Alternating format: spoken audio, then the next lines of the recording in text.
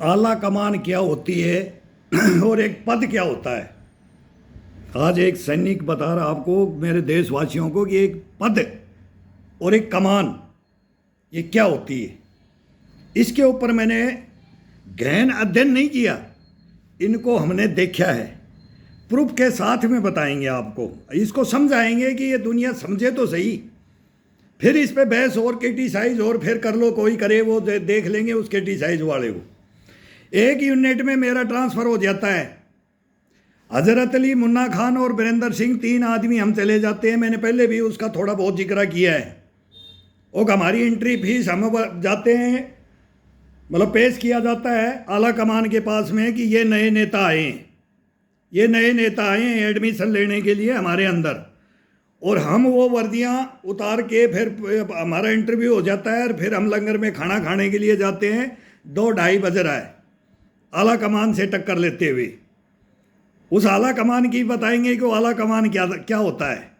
पूरी बातें एक में घुसेड़ेंगे नहीं, केवल आज ये जो आला कमान की बात चल रही है, एक अध्यक्ष की पद की और आला कमान, ये सुनो। उसके अंदर नामी नोट होते हैं, कौन चमचा कहाँ फिट बैठेगा, सीधा हिसाब है, इसमें दो राय नहीं है। तो पहले फर्स्ट में तो पोस्टमैन कौन होगा हमारे अंडर का। अब पोस्टमैन की क्या ड्यूटियां होंगी वो देखना। फिर आरपी होल्डर, दो मैनेजमेंट, दूध का, अंडे का, मीट का, मच्छी का, बाहर का, कौन जा रहा है कौन आ रहा है, मतलब पूरा हेड, वो पूरा हेड है। जो वो बोले उसकी रिपोर्ट फिट होनी चाहिए और आला कमान के पक्ष में होनी चाहिए। पोस्टमैन की भी आला कमान के पक्ष में जानी चाहिए। CHM, BHM, जे सब की टोटल लड़ाइयाँ हो जाती थी सीनियरिटी पर, जूनियरिटी पर, कि मेरे से सीनियर को BHM कैसे बना दिया। वो भी हमने खुर्राट जवान देखे हैं, वो हवलदार देखे हैं, वो लंस नायक देखे हैं, वो नायक देखे हैं, वो सुबेदार मेजर देखे हैं। वो लड़ाई लड़ जाते थे। आजकल कुछ नहीं है, आला कमान फैसला करेगी, वो बित्ती सा मुंह लटका करके बैठ जाओ। जो जानता है, जिसके अंदर क्वालिफिकेशन है, जिसके अंदर बल बुद्धि है, वो चुपचाप बैठ जाओ। हिंदुस्तान में बोलने की जरूरत नहीं है। अब ये बोलेंगे पक्ष विपक्ष सभी नेताओं सुन लो और पूरा हिंदुस्तान सुन लो, ये कहानियां कैसे हमारा हिंदुस्तान बिगड़ रहा है। अब इसके अंदर क्या होता है, पोस्टमैन जाएगा, रिक्रूट 112 बटालियन टोटल रिक्रूट, पुराना स्टाफ, हम 3 सिपाही, हम भी 8-8 साल के चले जाते हैं 88-89 के अंदर। अब वो एडमिशन की बात होगी तो जेब से पैसे निकाल लिए जाते हैं। 3 दिन बाद में पता लगता है कि बोले ये तो एडमिशन फीस है। भाई पैसे कहाँ गए हमारी से? बोला 100 थे, 150 थे, 200, यही पैसे होते थे, यही तनख्वाह मिलती थी। तो बोले वो तो भाई एडमिशन फीस है, आपका एंट्री हुआ है यहाँ, ये एंट्री फीस ले ली जाती है। पहले तो आला कमान ये ऑर्डर देते हैं उनको, वो स्वतंत्र घुमा देते हैं उनको। अब उनके पास जाएं, वो छुट्टी जाते हैं तो किसको दें? चार्ज भी देखो देने के लिए किसको जाएं। फिर उसके ऊपर होता है कि आते ही ये पोस्ट मेरे को वापिस, वो एक उसको छटनी करके देख के जाता है। 2 महीने के लिए भी तसल्ली नहीं है, चार्ज कौन लेगा? सही आदमी को लगा देंगे तो वो करेगा ही नहीं। फर्स्ट में मीट कट के आएगा तो आला कमान के पास 1 kg जाएगा, दूध प्योर जाएगा, अंडे जाएंगे सब। फिर मनी ऑर्डर कर रहे हैं। ताज्जुब की बात, एक सैनिक बोल रहा हूं, CRPF ये सोचे, मेरी फौज पहले तो अक्सरे आम वो बोल रहे हैं उस्ताद, अब हम पुराने, हम सब में मिल के रहने वाले, तभी तो हमारे को खेमका साहब की तरह से टिकने नहीं देते। एक रस्सी नीचे ये बोलते इनका पत्ता काट दो, जाओ अगली यूनिट में। मगर वहाँ भी मिलेंगे, सही मिले तो सही भी रहे, गलत मिले तो उनसे टक्कर भी ली, घबराए नहीं कभी, डरे नहीं उनसे। हमने पक्ष में बोला, हिंदुस्तान के पक्ष में बोला। अब वो क्या करते हैं, मनी ऑर्डर दे दिया, महीने में 2 महीने में चिट्ठी आती थी, कोई तो जवान पूछता ही नहीं था, देख लेते थे। वो घूमते रहते हैं कि कौन किसने मनी ऑर्डर किया, ये लड़का क्या है, डायरी में लिखा है कि अगली चिट्ठी में लिख देगा। 2-3 महीना तो लिखा ही नहीं, कमांडो कोर्स चलता रहा। पिंजौर की बात है, चंडीगढ़ पिंजौर, कालकाजी पिंजौर, और रिक्रूटों का सब जो तनख्वाह है वो पहले तो वो वहाँ मुकामा घाट में खाता रहा। वो दूध दे दे करके कपिल देव बना करके तनख्वाह वहाँ भर्त कराता रहा। अरे खड्डा, वो तो बाबा साहब थे ही। अब बाबा साहब के पास में उसका बाप आ गया, O D Mathur, colonel O D Mathur, वो एक बस एक ही जबान रखे, अगर यादव मत बोल दो कोई इंटरव्यू में, नहीं तो चेयर को जंप कर जाए। तो दो मुसलमान और एक यादव एंट्री कर जाता है ओडी माथुर के पास पिंजौर में, और कमांडो चलता है, और उसके अंदर बोला यादव मत बताना, बीएचएम यादव मत बताना, हमारी जान बचाओ। तो आला कमान से कितने डरते हैं। अरे मेरी जाति है, मेरा टाइटल है, वो नहीं बता सकता, मेरा नाम सर नेम है, नाम पढ़ नहीं सकता क्या? मैंने जानबूझ के बताया, मैंने वीरेंद्र सिंह लिखा है, फादर नेम यादव लगाता था, फादर को यादव लगाते हैं हमारे पास, कोई पहले भी लगा लेते हैं, मेरा था ही नहीं रिकॉर्ड में, और मैंने जानबूझ करके बोला। अब देखूंगा इसको कि क्या बीमारी क्या है। वो बहुत लंबी चौड़ी है, बोलने के बाद सर चेयर नहीं छोड़ोगे, चेयर से उठ के इधर नहीं चलोगे। वो बंद करके रूम और मारपीट करता था यादव बोलने की समाज में। हमारे जब भी तो बोलते हैं यदुवंशी कहाँ गया, और ही रेजिमेंट क्यों नहीं बनी, हमारे यादवों से क्या करना है। 112 बटालियन पूछ लो, ओडी माथुर यादवों से क्यों चिढ़ता था। और वो लंबी चौड़ी कहानी है, बहुत बताएंगे तो तुम रह जाओगे कि ऐसे ऐसे नालायक कमीने, ये अफसर, ये भ्रष्टाचारी देशद्रोही आते हैं। फिर हमने वो चिट्ठियाँ लिखवाते हैं, तो वो चिट्ठियाँ सेंटर में जाती नहीं है, किसी से को बोलते हैं कि ये लिख के डाल दो बेटाओ। किस किस के पैसे गए, मनी ऑर्डर घर घर नहीं पहुंचा। अगर सही किसी यूनिट में हमने देखा है मनी ऑर्डर का, पोस्ट ऑफिस का काम जिसको दे दिया सबको रिसीप्ट मिलती है, भाई तेरा मनी ऑर्डर मैं करके आगे रसीद लो। रसीद देनी नहीं जवानों को, इतना खौफ बांट देते हैं। पूछते हैं तो हाँ मिल जाएगी, अभी वो नहीं है, ये नहीं है, वो वहाँ छोड़ दिया, यहाँ छोड़ दिया, जा करके पूरा दारू का अब श्रीनगर चढ़नी है तो बोला दारू क्लोज कर लो। 1000 बोतलें फुड़वाई थी हमने, 1000 पिंजौर में बह के चल दिया था, रोड पे शराब लिखकर बह के चल दिया था, इतनी लिखकर इकट्ठी कर दी थी। इसने बोले वहाँ लिखकर वहाँ मिलती नहीं है, जवानों को बर्फ में पड़ जाओ, ड्यूटी करना नहीं है और लिख कर ले लो, ठंड पड़ती है। देखो ऑर्डर क्या क्या मिलते हैं, और पैसे है वो तनख्वाह हमारे को देते जाओ। उस यूनिट को तो 112 को तो साफ ही करते रहे, एक कर्नल आया तो वो साफ करके, दूसरा आया तो वो लग गया, और नीचे से ऊपर लगा दिया सीटी चला चला करके। अब ये रैंक की बात आ गई, अब बोरी भर के कौन देगा, टिकट कौन देगा, अगला अगला एसओ कौन बनेगा, मैस एसओ कौन बनेगा, मैस कमांडर कौन बनेगा, किसको टिकट मिलेगी इलेक्शन लड़ने के लिए, इलेक्शन के लिए टिकट किसको मिलेगी, कौन देगा, और देगा तो आके क्या पहुंचेगा। अभी तो 2.5 3 5 करोड़ का नाम सुन रहे हैं टिकटों का, और वैसे फिर टाटा अडानी अंबानी का नाम बदनाम करते हो, फिर बिजनेसमैनों को लाते हो। अब वो नहीं रहे किसी के तो तुम उनको रोते हो कि मेरे को क्यों नहीं दे रहे, कह रहे सब लेते हो, सबको डोनेशन मिलता है। हमारे को भी यूनिट चलाने के लिए गवर्नमेंट सब कुछ देती है, लेकिन ना उससे पार नहीं पड़ती ना। पार कैसे पड़ेगी, वो छोले भटूरे कहाँ आएंगे, वो ऐसा यासी कहाँ आएगी, फिर क्या होगा, फिर क्या होगा। आला कमान जो बोलेगा वही होगा, बैठे बैठे बोला आला कमान का उठा, उधर से इतने डरा दो, वहां जाएगा वो फांसी खा जाएगा, वो सजाई टिका के आएगा। बोले एक काला चश्मा लगाता है, एक सफेद, बोला अगर सफेद को तेने तो उल्टा बोल दिया, वो तो सफेद को उतार के नीचे रखता है और फिर काला चढ़ा देगा। भाई पक्की सजा है, लाइन कैद है तेरी, तो 7 दिन की तनख्वाह गई, तो 4 दिन का ही दे दे। बोलो अब एमपी एमएलए बनेगा तेरी तो 7 पीढ़ी बन जाएगी, तो जी तू घर ही बेच के दे, लोन ही लेके दे, अच्छे अच्छे फांसी खा गए। अभी तो प्रधानी में सरपंची में फांसी खा के मर रहे हिंदुस्तान में। ये सब भाई सुन लो, अब तो कई तो आत्महत्या कर लेते हैं कि बोले जमीन जायदाद ही बेच दी, पूरा इलेक्शन 50 लाख लगा दिए, 1 करोड़ लगा दिए। क्यों लगाते हैं, उतना ही फिर लूट लेंगे, उसे डबल कर लेंगे। आला कमान तो हमारी खरीद रखी है ना, वहां तो देख कर टिकट लिया है, और यहाँ करप्शन करोगे तो वो खुली छूट होगी, छूट होगी तो आत्महत्या कर लेते हैं। ये आत्महत्या करेंगे और क्या करेंगे, फिर कहां से आएगा, फिर हारने के बाद आएगा नहीं, बैठ जाएगा, फिर बोलेगा सासू का पताड़ी पे बैठ गया, हमारे तो आँच लगा दो भाई, हम गांव में ना बढ़ा। ऐसे ऐसे भी हमने किस्से सुने हैं। पूसाराम जी थे नारनौल, पूछ लो, नारनौल में पूछ लो, चौधरी नांगल में हर बार हार गए थे, जमीन जायदाद बेच दी थी।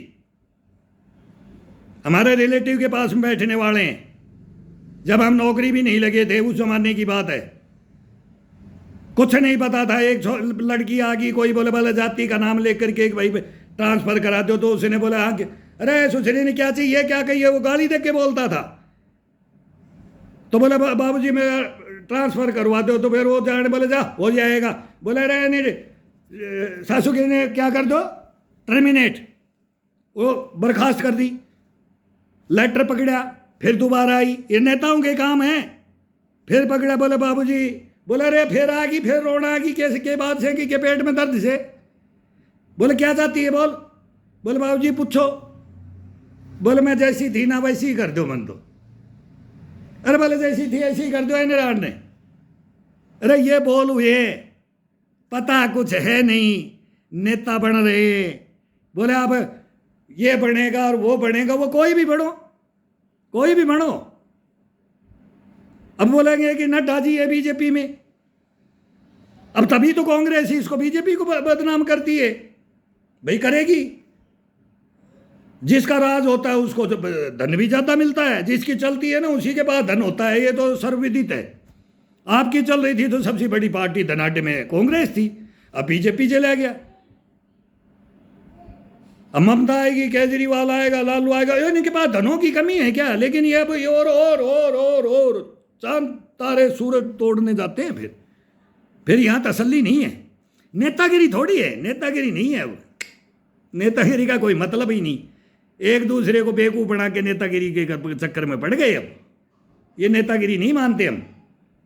नेतागिरी साफ कर लो हिंदुस्तान के अंदर, सब कोई करो। अब गहलोत जी ने राजस्थान का हमारा क्या करवा दिया, और गहलोत जी ने क्या कर लिया। अब ये नसीबों का खेल है, कहाँ पढ़ने थे, कहाँ से कहाँ, अब पता नहीं क्या होगा। मैं तो आज उनकी डिबेट सुन करके मैं सोच रहा हूँ कि राजस्थान के मुख्यमंत्री से भी हाथ अब झटक रहे हैं उनका, मुख्यमंत्री से भी जा रहे हैं। तो ये आला कमान है ना, ये आला कमान किसी की नहीं होती है। फिर उनकी नीति निर्धारक है ना, वो वहाँ की खाप पंचायत अलग बैठती है फिर, और यहाँ की स्टेटों की अलग बैठती है। अब खड़गे साहब को लिया है, शशि थरूर थे, दिग्गी राजा आ गए। अब बताओ कौन किसको बनाओगे? और 2-3 नाम उछाल रहे हैं, मेरा कुमार का, मतलब 8-10 को ले लो और फिर एक को बढ़ाना है। अब कौन विश्वास पात्र बनेगा? विश्वास पात्र फिर ये इलेक्शन किस चीज का? इलेक्शन किस चीज का? वो चोर ना है, उसको भी चोर बनना पड़ेगा, उस चार्ज में जाएगा तो क्यों? आला कमान बैठी है, वो गद्दी बैठी है ना आला कमान की, वो हमारे फौज में भी बैठी है, सिविल में, सब में बैठी है, और नेताओं में भी बैठी है। पुलिस स्टेशन में ईमानदार एसएचओ आ गया तो कंट्रोल करता है, एसपी आ गया तो जिले को करता है, एसएसपी एसपी ये करते हैं, डीजी आ गया तो स्टेट को करता है। और उनको ही आला कमान खरीद ले तो फिर बोला इतना ही आएगा, फिर वो बॉम्बे वाला केस देख लो, 100 करोड़ की उगाही करो। फिर हिंदुस्तान में काहे का डर है? हिंदुस्तान में काहे का डर है? फिर भरो गांजे का ट्रक है, गर्दन काटो, फौज का हथियार लुटवा दो। आला कमान का आदेश है, ऊपर से है, नीचे कुछ नहीं बिगड़ेगा। रिपोर्ट करोगे कोई नहीं सुनी जाएगी। रोते रहो, बंद होगा तो बोले बिजली फ्री कर देंगे, पानी फ्री। अरे अभी हो तो दे रहो, सब टूक भी देते को पेट में, रोटी भी खाए सो भी देखो। यो है नहीं बना दो सुसरा ने, है नहीं बना दो गाली देख के किसी फेरे। अरे चलो पानी तो देखो, बिजली तो देखो, और क्या करांगा? खाणो कमाणो तब हाथ को ने देश तो जानो से गड्ढा में। सीधी भाषा ये बोलने लगे, देश तो जाएगा गड्ढा में की वजह से। ये हिंदुस्तान बोल रहा है, मैं नहीं बोल रहा हूँ। मैं सुन करके पागल हो रहा हूँ, देख देख करके। 16 साल से कब्र में मैं अंदर की बात बता रहा हूँ। ये क्या क्या गाली देते हैं। अब ये बातें कौन बताएगा? ये देश को कौन बताएगा? सच्ची बात बता दो ना, ईमानदारी से नेता बन लो ना। बॉस के पास क्या था? पूरी कांग्रेस भरी, पूरी संपूर्ण कांग्रेस शुरू से है, क्या था? क्यों उठ के भग लिया था? और आज कल ही बोले बापू जी की उपाधि तो हमने दी थी। वो एक बड़े बड़ बोले गाली देते देखकर मोदी की माँ बहन करते रहती हैं, तो वो बोले हमने दी थी। उनसे पत्रकार पूछ रहे, बोले आप उनका नाम नहीं ले रहे, उनको ये कर रहे, बोले उनको राष्ट्रपिता की उपाधि दी थी। रतन ने दी थी, थारी कांग्रेस ने माने ना दी, हमारा बापू नहीं था। देश का बापू कैसे बना दोगे? इस धरती माता का बाप वो तो होगा कोई बना है हिम्मत किसी की बनने की? नहीं है, रहेगी नहीं, बनेगा नहीं, कोई बनने नहीं देंगे किसी को।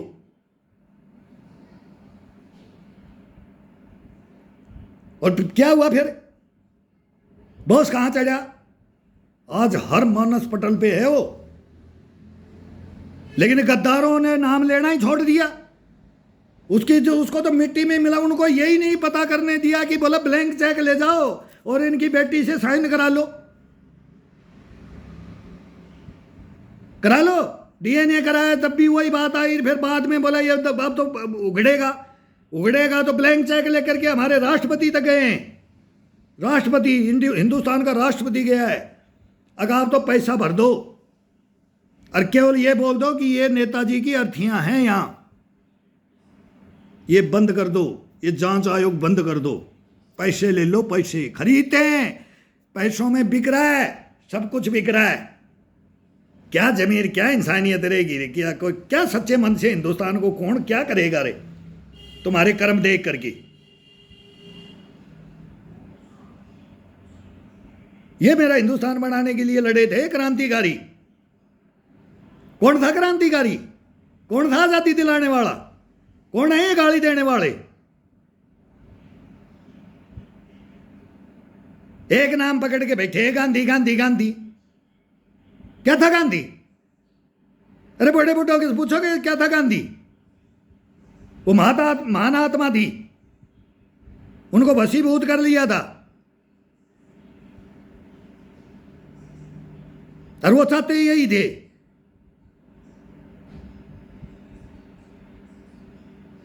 अगर मेरा नाम कैसे हो जाए जो सर्व एक नंबर में, मतलब दुनिया में यही लड़ाई लड़ते रहे। लड़ाई तो वही करवा के गए हैं सारी हिंदुस्तान के अंदर। गांधी जी का काम है लड़ाई करवाने का, पूरी हिंदुस्तान के अंदर मारकाट करवाने का, देश को बंटवारा करने का। तो ये तो छोड़ दो, कम से कम उनको इतिहास में रहने दो, उनको उगाड़ो मत।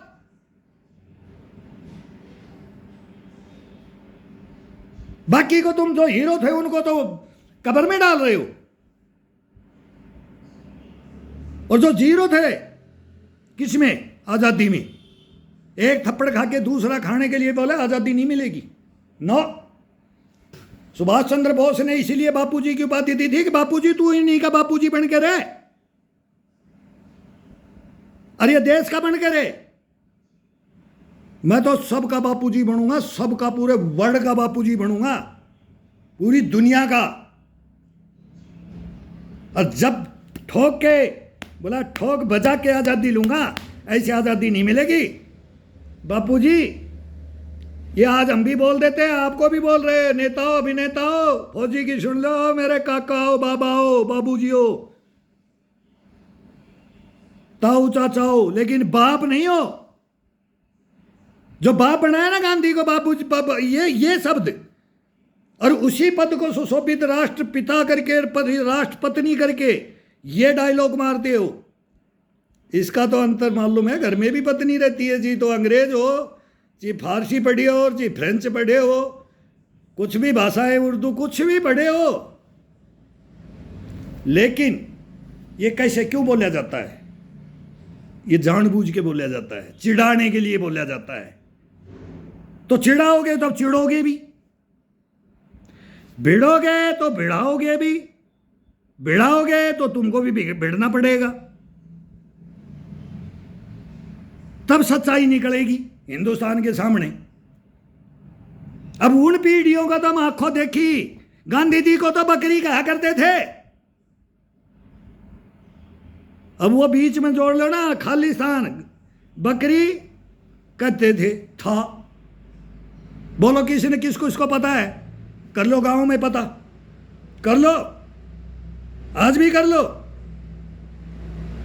और एक थप्पड़ खा के एक थप्पड़ और खाता था। और एक लंगोटी बोले वो एक साड़ी एक थी, साड़ी एक बताइए, बोले गांधी जी के पास एक ही साड़ी थी, माँ बहन बुआ भाण सब पहनती है, मान लेंगे कपड़ा, कपड़े की बात, हम घर की बात नहीं बताएंगे, हम देश की बात बताएंगे। जो देश की राजनीति में आया ना, चाहे उसका बाप आया और चाहे बेटा आया और चाहे पोता आया हो, और जो राजनीति में नहीं आया उसको कभी नहीं बोलना चाहिए। मोतीलाल नेहरू जी को कोई कुछ नहीं बोलता है, न बोलेगा, तो इधर इनको भी मत बोलो। वाजपेयी साहब को नहीं बोला, फिर अब मोदी जी को क्यों बोला जा रहा है? मनमोहन सिंह जी को भी नहीं बोला, बैकग्राउंड नहीं बोला, जैसा है उसका कहो। अब चश्मा इतने का पहनता है, कोट इतने का पहनता है, इतने कुर्ते पजामे हैं भाई, ये करते रहो, लेकिन परिवार पे मत जाओ। नो, परिवार पे जाओगे तो बहुत गलत हो जाएगा। सबका परिवार सब जानते हैं, आप सोते हैं ना, अगर जानते नहीं, फिर ये ड्यूटियां करते हैं ना, जो आज भी ड्यूटियां लेकर आपको घूम रही है फौज, सब देखते, फिर हमारे से छुपते हो। जब तो मैं बोलता हूँ अंदरूनी बातें नहीं, हमारे तो ड्यूटियां खत्म कर देते हो मरने के लिए। अरे वो बातें बताऊंगा तो मैं तो बोल रहा हूँ कि किस लिए बोलते हो कि शहीद कैसे होते हो, बताओ शहीद कैसे होते हो, बता दो। ये देश है, इसके सामने एक सैनिक को नहीं बोलना चाहिए ऐसे अंदर ऐसे बात से भाषाएं रहती, इतना बहुत गलत है। अरे हमारे को खुद को छुपा दिया जाता था, बोले हम चोरी कर रहे हैं तुम छुप जाओ, मार के जाओ, हमारे को कोई मतलब नहीं है, तुम्हारे को हम देख लेंगे। बताओ, ताजीब की बात है। अरे छुप के भाग जाते हैं, ढूंढते हैं हम कहाँ गए, ढूंढते हैं बहाना बना के। हमारे में बदबू आती है, सेना में तो बदबू आती है ना तुम्हारे को, जब भी तो सेना की तुम गाली देते हो। तुम्हारे कारनामे बताऊंगा अभी, तुम्हारे कारनामे, नहीं तो चुपचाप मेरे से बात कर लो और मेरी इंक्वायरी करवा लो और सारे पक्ष विपक्ष आ जाओ नेता लोग। अरे बेईमानो, तुम देश चलाने के लिए आ रहे हो, देश के सामने नीतियां लाओ, ये मत लाओ, यही मत करो, इसको लुटाओ मत और लूटो मत, इसको काम में लो, जिसको जरूरत है ना उसको दो, फ्री में मत उड़ाओ, फोटो दिखाने के लिए मत आओ। अरे पब्लिक तो वैसे ही तुम्हारी नीतियों का स्वागत करेगी, तुम क्या ऐड दे दे करोड़ों अरबों रुपए खर्च कर रहे हो।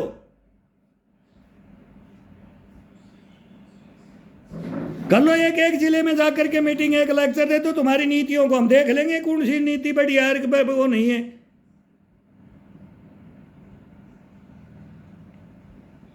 फिर क्या हो गया, पैसे को क्यों बर्बादी कर रहे हो?